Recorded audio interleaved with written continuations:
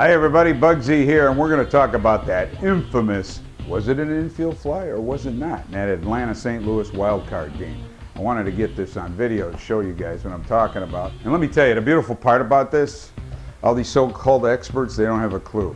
I mean, I saw blogs about this, I saw people disagreeing with it, and nobody, not one of them that I read or that I heard, talked about our interpretation. When we're professionally trained, what's our interpretation? Ordinary effort's the key word, but here's the thing that these experts don't understand. We know what ordinary effort means. By our definition and also by our interpretation, it means we want a fielder, when he goes for the ball and he's going to catch it, we want him, preferably, his shoulders facing the home plate area. So he's square to home plate. So if a guy is running back like this, I'm waiting for him to get turned around. So when the ball comes, boom. Okay, that's our interpretation. Nobody discussed that. And when people say, when umpire Sam Holbrook called it late, they don't understand. That's what Sam was waiting for. I believe the shortstop was actually coming from this area, and as he's coming back, he got whipped around, and that's what Sam's waiting for. At that point, he's going to start calling it. All right, with all these replays and these ex-players and, oh, he didn't call it soon enough, so on and so forth. That's exactly what Sam did. He waited. Now, what made the play squirrely? Here's what happened. He comes around, he gets turned around, and right at that moment, Sam knows he's got an infield fly, but the guy bails and goes forward. Why? Because according to his post-game interview, he felt his left fielder. And for all I know, maybe I didn't hear the interview right, because it was just something I happened to come across. He could have been called off. Either way, what made the play look squirrely is, as he got turned around, Sam's now calling infield fly. The guy goes forward, gets out of the way, the left fielder doesn't get to the ball, so it drops. And then in the next section of this video, I'll explain to you why that made it so squirrely. So here we are at the board, and we're going to discuss exactly what happened, and then we'll even talk about a couple other situations that can happen with the infield fly rule. So let's start right here. We can see down here, you know, we've got our plate umpire. See down there. Up in here is our third base umpire, and the foul line, the outfield umpire that was on the foul line, he was out in this direction. Okay, we'll zoom in here in a minute. I want you to see it in the big picture here. We've got runners on first and second, and we've got less than 2 outs. When can we have the infield fly? With runners on first and second, or bases loaded with less than 2 outs.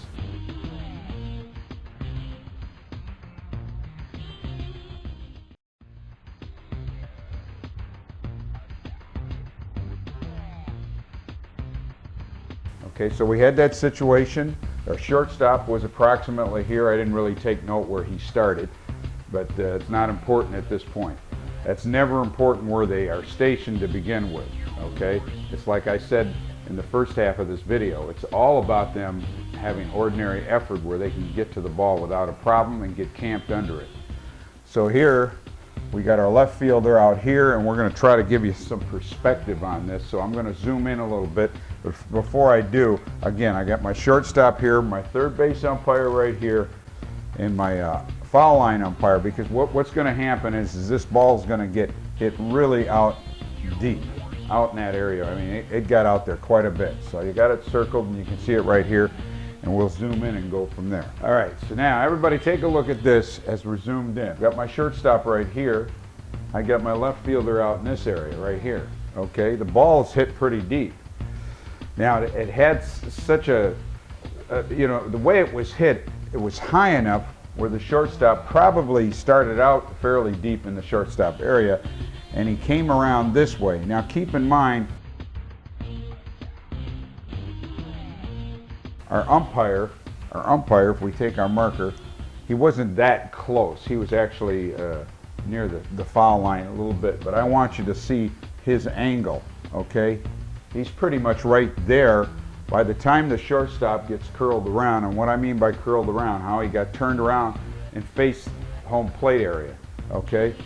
That's where our umpire was. He was more back in this vicinity, but as you can see, his look is like that. And that's very important.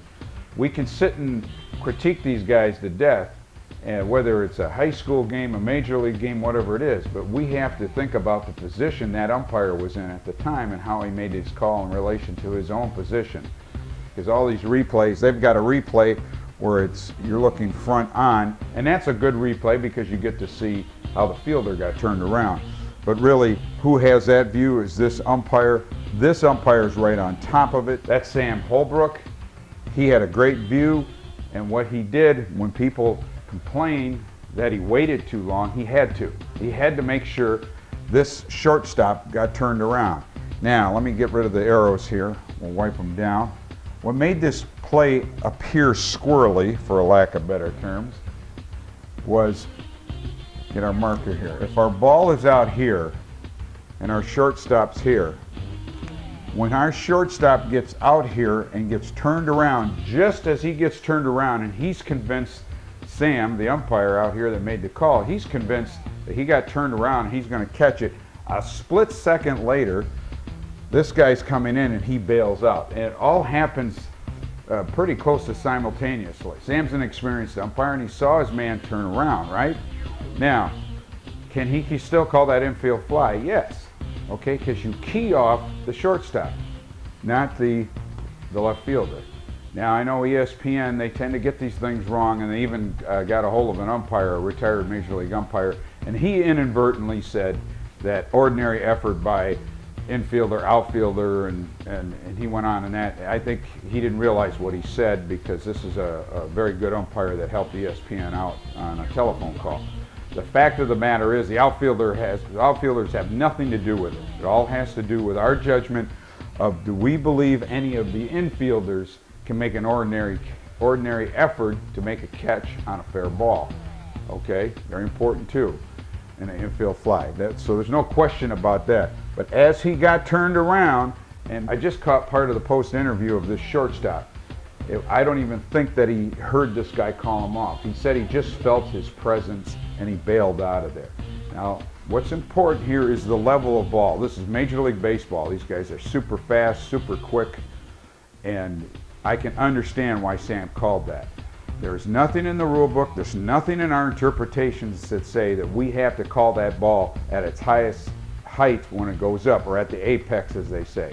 We can call it on the way down. Now, would it have been better if this guy got turned around a little quicker? Sure, but what would have been even better than that is if he had stayed there and caught the ball.